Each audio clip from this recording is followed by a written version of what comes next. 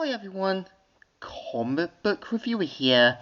This time reviewing on JSA Issue 1 2024 comic review. Now, as you know, the Justice Society of America were originally from Earth 2, but after the whole Crisis on Infinite Earths thing, they were meant to be the starting point to the whole Justice League thing, and yeah, during the whole kind of DC Rebirth thing, were meant to be slowly brought back out of retirement, and also having Alan Scott as the key point that helped motivate to make the team. And the cover mainly has Jade, Hourman, Obsidian, Dr. Midnight, and so forth.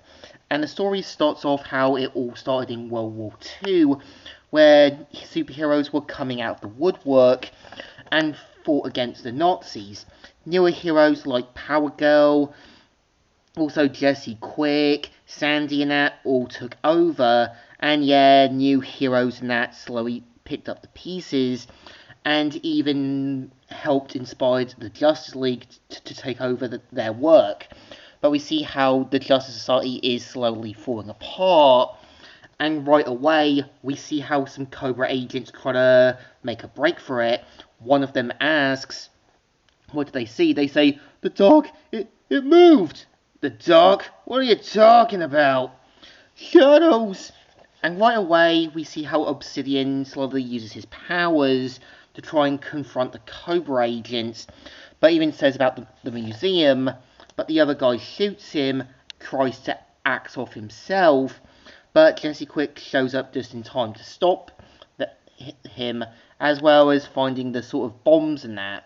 But right away, we see how Jade mainly stops her brother Obsidian from going too far, and right away we see how Jade has to be the voice of reason to keep the team together despite her best intentions.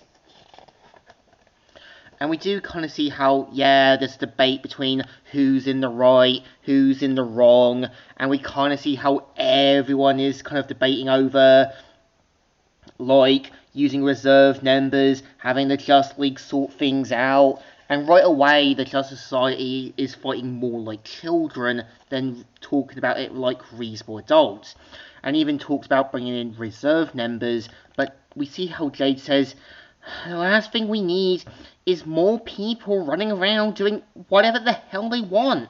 Listen, we are the JSA now. Like it or not, we are what's left, and we need to figure all this out.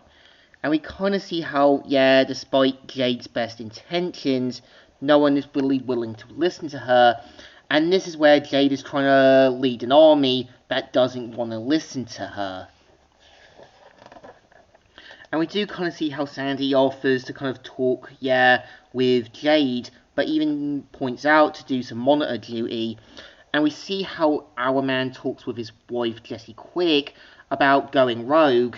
But we kind of see how after what happened with Amanda Waller and the Suicide Squad and that, even Jesse Quick is done listening to Hourman.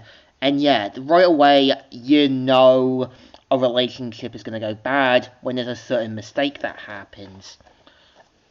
And we do kind of see how, yeah, Kurleem is basically badly injured, and we do see how Beth, who's meant to be the new Dr. Midnight, is trying to figure out what happened to him, and even trying to figure out what happened to Alan Scott, Jay Garrick, and the others, but turns out they're in some, like, other world, and we see how Hawkman, Hawkgirl, as well as the other heroes in the Tower of Fate, like Dr. Fate, Alan Scott, as well as Wildcat, are trying to keep things under control.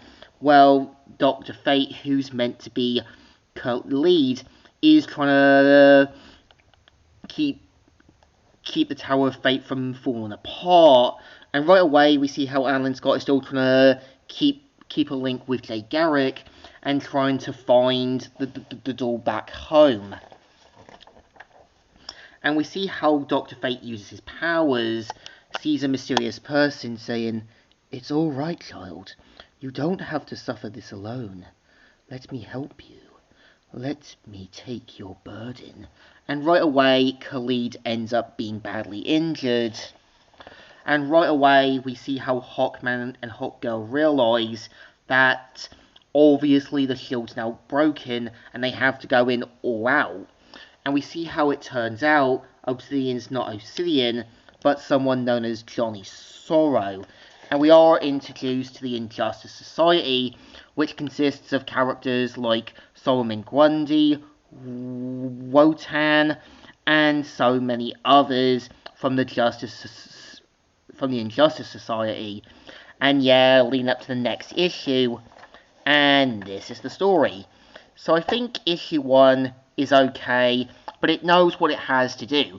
It has to deal with a sort of leader trying to lead a team that doesn't want to listen. And you can tell while Jade has good intentions, it's just clear the other heroes are too mixed up in their feelings, emotions, as well as their personal problems to hear what she has to say. And it is building up a giant story that you know it's going to be good. So I think this one definitely deserves a thumbs in the middle. It's alright, not a great start, but it has its moments where it is trying to show the typical superhero team trope, but still readable. So, comic book reviewer here, signing out.